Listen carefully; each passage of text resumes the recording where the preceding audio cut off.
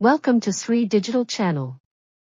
అబ్బురపరిచే 11 బుద్ధుడి కథలు. సద్గురు అప్పుడప్పుడు చెప్పిన 11 బుద్ధుడి గురించిన కథలను ఇక్కడ మీకు అందిస్తున్నాము. ఇవి ఆధ్యాత్మిక పదంలో కొన్ని విషయాలను వివరిస్తూ గౌతముడి జీవితం నుండి, ఆయన మార్గం నుండి మీకు స్ఫూర్తిని కలుగజేస్తాయి. సద్గురు, నేను బుద్ధ అనగానే ఈరోజు చాలామంది గౌతమ బుద్ధుడి గురించి ఆలోచిస్తారు. గౌతముడు మాత్రమే బుద్ధుడు కాదు. ఆయన కంటే ముందు ఎంతో మంది ఉన్నారు. ఆయన కాలంలో చాలామంది ఉన్నారు. ఆయన తరువాత ఇంకా మరెందరో ఉన్నారు. బుద్ధ అనేది ఆయన పేరు కాదు. ఆయన పేరు గౌతమ సిద్ధార్థ. ఆయన బుద్ధుడు అయ్యాడు. బు అన్న పదానికి అర్థం బుద్ధి. ఎవరైతే తమ బుద్ధికి అతీతులవుతారో వారు బుద్ధ. గౌతముడి పేరు విననివాళ్లు బహుశా ప్రపంచంలో ఎవరూ ఉండరు. ఎందరో బుద్ధులు ఉన్నారు, కాని ఆయన పేరు మాత్రం కలకాలం నిలిచిపోయింది. ఆయన కలిగించిన ఆధ్యాత్మిక చైతన్యం అంత గొప్పది. బహుశా ఆయనే ఈ మొత్తం భూమి మీద ఎంతో విజయవంతమైన ఆధ్యాత్మిక బోధకుడు. ఆయన జీవిత కాలంలోనే ఆయన దగ్గర 40,000 మంది సన్యాసులు ఉండేవారు.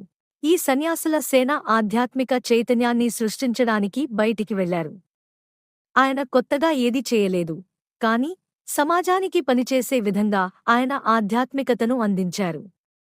అప్పటివరకు ఆధ్యాత్మిక ప్రక్రియ కేవలం సంస్కృత భాషలో మాత్రమే అందించబడింది. సంస్కృత భాష సమాజంలో చాలా కొద్ది మందికి మాత్రమే అందుబాటులో ఉండేది. మిగిలిన వారికి అది నేర్చుకోవడం సాధ్యమయ్యేది కాదు. ఎందుకంటే ఈ భాషను దివ్యత్వానికి కీలకంగా చూసేవారు. మొట్టమొదటిసారిగా గౌతముడు పాలి భాషలో మాట్లాడారు. అది ఆనాడు వాడుకలో ఉన్న భాష. ఆయన అన్ని రకాల ప్రజలకు ఆధ్యాత్మికత ద్వారాలు తెరిచారు.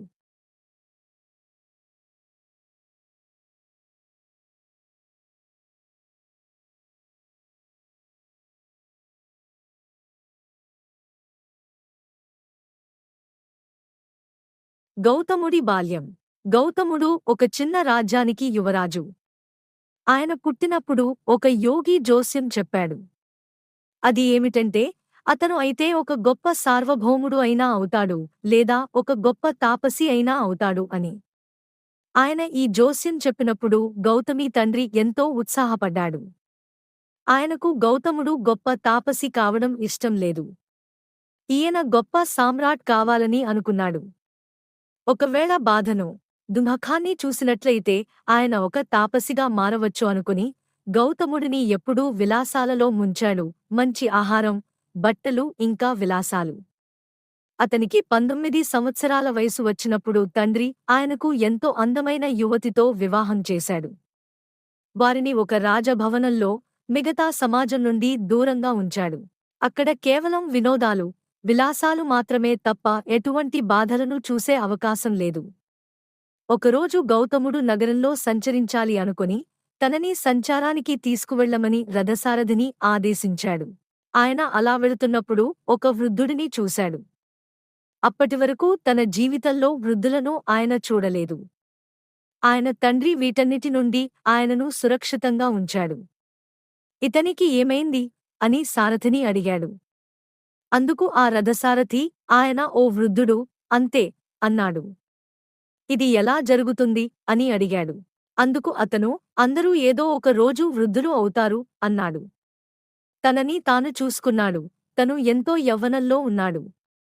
ఏమిటి నేను కూడానా అని అడిగాడు. దానికి సమాధానంగా, అవును. అందరికీ ముసలితనం వస్తుంది. ఎక్కువ కాలం జీవిస్తే ముసలివాళ్లు అవుతారు అన్నాడు. నేను కూడా ఆ విధంగా అవుతాను అని ఆయన ఒక వాస్తవం తెలుసుకున్నాడు. ఆ తర్వాత వీధిలో ఒక మనిషి పడుకుని ఉండడం చూశాడు. అతను ఏదో జబ్బుతో బాధపడుతున్నాడు. లేవలేకపోతున్నాడు. ఎంతో బాధలో ఉన్నాడు. గౌతముడు, ఆగు, ఈ మనిషి ఎవరు? ఇతను ఏమి చేస్తున్నాడు అని అడిగాడు. రథసారథి, ఓ, దురదృష్టవశాత్తు ఆయన అనారోగ్యంతో ఉన్నాడు అన్నాడు. దాని అర్థం ఏమిటి అని గౌతముడు అడిగాడు. శరీరం ఉంది కదా, అప్పుడప్పుడు దానికి అనారోగ్యం వస్తుంది. అది ఎవరికైనా జరగవచ్చు అన్నాడు. నేను యువరాజును, నాకు కూడా అలా జరిగే అవకాశం ఉందా అన్నాడు. ఎవరికైనా అలా జరగవచ్చు, దానితో గౌతముడు ఓ నేను కూడా ఈ విధంగా కావచ్చు అని తెలుసుకున్నాడు. దీనితో ఆయన చాలా వ్యాకులపడ్డాడు. వాళ్ళు ఇంకొంచెం ముందుకు వెళ్ళిన తర్వాత అక్కడ దహన సంస్కారాలు జరగడం చూశారు. కొందరు ఒక మృతదేహాన్ని మోసుకుని వెళ్తున్నారు. అతనికి ఏమైంది? ఓ అతను చనిపోయాడు అంతే. అంటే ఏమిటి? ఇది ఖచ్చితంగా అందరికీ జరిగే తీరుతుంది. అందుకు గౌతముడు నేను ఏం చేస్తున్నాను? ఇలా తినడం, విలాసాలలో మునిగి తేలడం అంతా అర్థవిహీనం. నాతో నేనేం చేసుకుంటున్నాను? అంటూ అతనిలో విపరీతమైన అలజడి చెలరేగింది. ఉన్నట్టుండి యువరాజుగా ఉండడం, అంతఃపురం విలాసాలు ఇవన్నీ అతని నుండి విడిపోయాయి. వీటన్నింటి వల్ల ప్రయోజనం ఏమిటి? ఈ దేహం ముసలిది అయిపోవచ్చు, అనారోగ్యం పాలు కావచ్చు, ఖచ్చితంగా మరణం సంభవిస్తుంది. మరి నా జీవితాన్ని నేను ఈ విధంగా ఎందుకు సాగిస్తున్నాను అని ఆలోచించసాగాడు. కాని అప్పటికే ఆయనకు ఒక పసిబిడ్డ ఉన్నాడు. ఎంతో ప్రేమించే భార్యను, ప్రియమైన బిడ్డను అతను వదలలేకపోయాడు. తనలో తాను ఆయన ఎంతో ఘర్షణకు లోనయ్యాడు. అప్పటికి దాదాపుగా ఏడాది పైన 3 నెలలు గడిచాయి. ఆ పిల్లవాడికి 1.5 సంవత్సరం వయసు ఉన్నప్పుడు ఆయన ఇక ఆగలేకపోయాడు. ఒక అర్ధరాత్రి వేళ ఎవరికీ చెప్పకుండా ఆయన అంతఃపురం నుండి ఒక దొంగలా బయటపడి దానిని శాశ్వతంగా వదిలిపెట్టాడు. నేను ఈ జీవిత సత్యాన్ని తెలుసుకోవాలి అంటూ అని ఆయన సత్యాన్వేషణలో బయలుదేరాడు.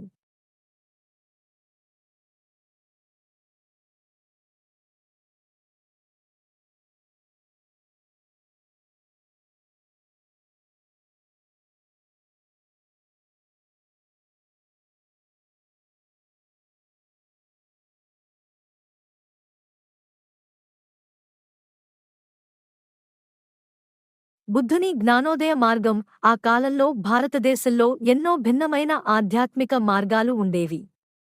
ఒకానొక సమయంలో 1800 విధానాలు ఉండేవి, 1800 భిన్నమైన యోగ విధానాలు. ఈనాటి వైద్యశాస్త్రం ఏ విధంగా ఉందో ఇది ఆ విధంగా ఉండేది. ఉదాహరణకు 25 సంవత్సరాల క్రితం మీకు మెడికల్ చెకప్ కావాలంటే మీరు కేవలం మీ ఫ్యామిలీ డాక్టర్ దగ్గరకు వెళ్ళేవారు. ఈనాడు మీ దేహంలోని ప్రతి భాగానికి ఒక డాక్టర్ ఉన్నాడు. యోగా విధానానికి కూడా ఇలాంటిదే జరిగింది. ఎన్నో భిన్నమైన విధానాలలో, చిన్న అంశాలలో ప్రజలు నిష్ణాతను సాధించడం మొదలుపెట్టారు.